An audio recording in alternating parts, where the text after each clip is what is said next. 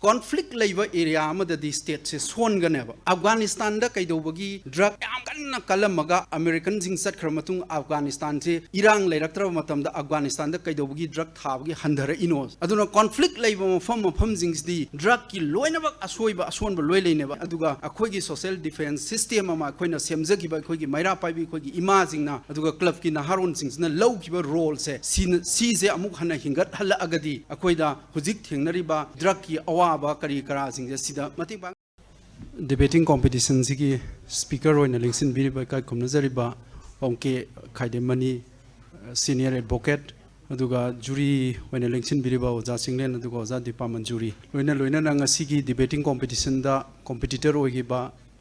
debater sing aduga tabiriba aduga house da phambiriba khwai prong pu khurumjari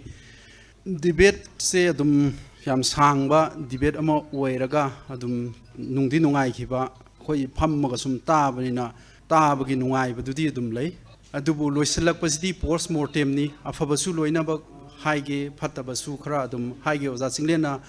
ayambadi thambikre preparation si adum ayamba nakan nama da ayambadi loina ba adum tawi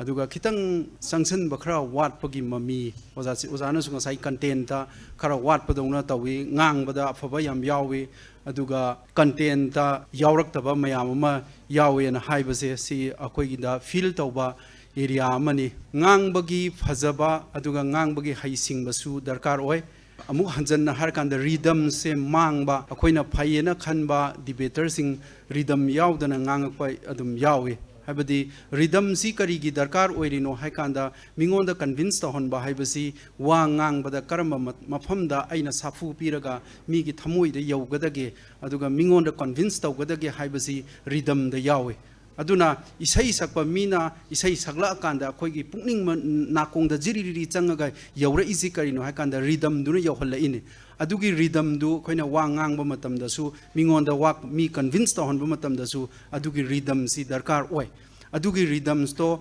yauba adum yawi adubu rhythm se he mangakba adugumba yawi adu rhythm se khara phajana ngangba safu kalhanba machangi mingonda convince tawbai se ngangi ba wadu safu yauba machangi force ama yaur kanda mi se convince tawganeba force haina yamna maram chadabada pangai haijan basu nataba adugi potumadi dum darkar oibra haina khalle hujiki jaga sidaida mapung oina content si yengakpa matamda ayamba geopolitics ki natragana khogi lairiba drug ki international drug network mayam singje si loina bakti thina balang nei golden triangle hairo aduga golden crescent hairo natragana colombia ge hairo sigi mayam singi drug ki network aso wama lairi si di thina badi dum langnare thina base oi nixon gi 1971 gi war on drug adagi china gi haidi drug nam kudung thiba ta khiba mayam singsi survey loin toraga details mayam ama data mayam ama pina ba honor aga maru oirakpa jaga haidi manipur si yoksalakpa matamda manipur gi po se yawraktaba nainariba po sidi manipur gi po ne aduga mapan gi po tudi aigi framing ama taunaba frame ama launabagi damakta mapan si lawbani aduga lusa changa idi aigi yumda thoiba po si nainaba sine aduna sigi nainabagi jaga ama si khoina ayamba kano sing sidaida adugi jaga se kitang hogibra na khalle akoina drug hairakpa matamda 1980s gi akoigi singjamai gi momocha hoi sibagi matam drug ki HIV lakhiba sigi drug ki akanba sigi safu ama manipur khunai je hingadra sigadra hana khangiba matam ne matam dudaida thokhiba matam se aduga drug ka loinaraga HIV je changjalaga hujik wari sidagi hena sathina manipur sidaida mi je drug addict natraga HIV positive oidaba mi se laigidra haina kiba matam 1980s gi adai dagi drug ki safu do adudaida madugi drug ki safudo kanana thengnagige state ta tai state ki magi tongan ba pot lei state na tawgadaba thabak haiba ma lei aduga remedy hairakpa matam dadi hujiki si tawrakpa matam adu lak matam steida kanana thengnagige adu kanana thengnagige mapandagi khoina law gi NDPS ki hairo UN gi single convention hairo natraga BIMSTEC ki hairo natraga SAR ki hairo yam lei gre law mayam ama international law su lay national law su law mayam si lay ba law si na changak pang maktraba law si changbang amoi da area khar lay ba drug ki network hai ba si di organized crime ne organized crime sidadi lawyers su yauni, doctors su yauni, politicians su yauni, loina bak yaugane ba sigi network sidi si am sathina chawa network ne ba sigi drug ki network sidi is da ultimate attempt di kaino hakanda political power pai ba se drug ki anywhere direct natraga indirect akogi Sicily da Rome gi Italy da chalaga su adugi wari dum tani Colombia da chalus dum tani anywhere sidi dum tani adubu adugi port mayam sing do thamgra kan da akhoi gi khunai sidagi akhoi gi maira paibi sing na haurak pa port ama khak leiri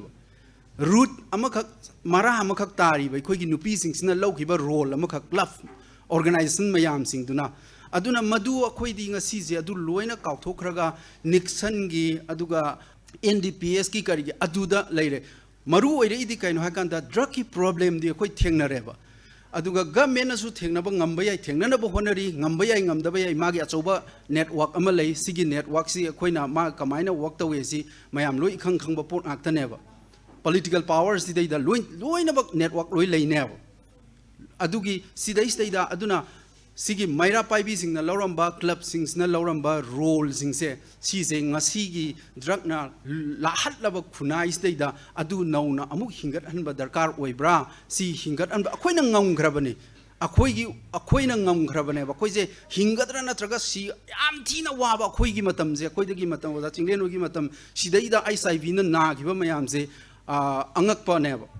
ISIV na nadaba mi leigadra je tamdu singna grabneba adu akoina thengnagi ba khoigi Manipur dagi akhoigi sagatjaba social defense mechanism system amana khoi du dagi nan thora khoi dum hingeba aduga chamana ngasi ngasai noina su yam toina panba khoigi singju bora dagi drug ne na honge dagi aduguma mayam sing lak matam sidaida state chummeba state na tawgadaba mathau mayam ma leiba adubu conflict leiba area amadadi state se songaneba Afghanistan da kaidobagi drug yam kanna kalamaga American sing sat kramatung Afghanistan se irang leiraktra matam da Afghanistan da kaidobagi drug thabagi handara inos aduna conflict leiba mafam jings di drug ki loina bak asoiba asonba loi leineba aduna conflict haiba se achauba drug thorak nabagi Manipur ki drug ki wari siga conflict siga ani si samnadaba sunga ya deba aduna swai gi lutharakba aduga miyamna khangningba Manipur ki posing se yaw yaurok tab sida khoida khitang frustration saba haigadra haidi nainarakpagi changse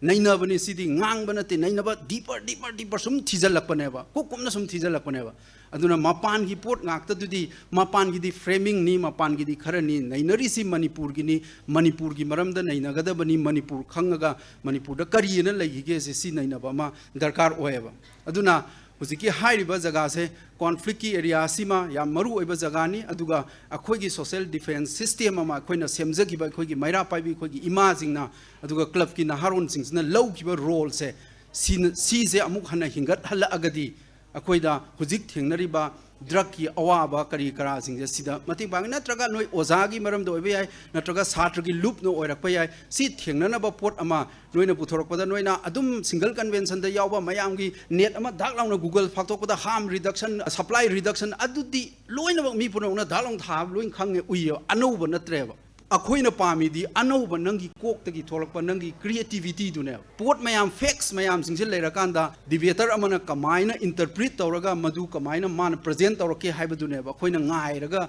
leirise yam luba nate ko yam luba nate puning changadi lo yabne kam leiteba aduna sigi pot mayam singse dum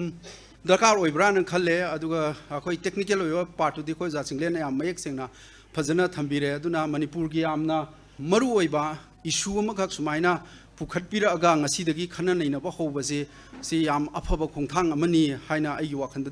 laujei aduna sigi sumaina khoina drug ki maramdagi nahajing thogla aga nainagani ana thogla ise lepa isina khala idi kaino akanda akhoi drug se thengnarage drug sigi mayokta khoi lepa horage haibagi khongbam ama thangjalakpani ana ayi wakhanda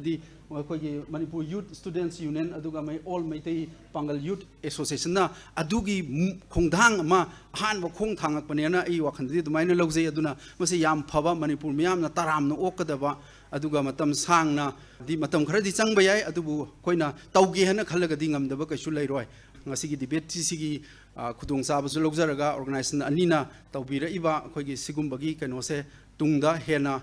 changchan biu aduga hena mai pakpa oi basu oisanu ꯍꯥꯏꯔꯒ ꯃꯈꯥ ꯇꯥꯕ debate ꯅꯠꯇ꯭ꯔꯒ ꯈꯟꯅ ꯅꯩꯅꯕ ꯃꯌꯥꯝꯁꯤꯡ ꯃꯈꯥ ꯇꯥꯅ ꯁꯤꯟꯕꯤꯔꯛꯎ ꯍꯥꯏꯕ ꯋꯥꯐꯝꯁꯤ ꯊꯝꯖꯔꯒ ꯑꯩ ꯈꯨꯔꯨꯝꯖꯔꯤ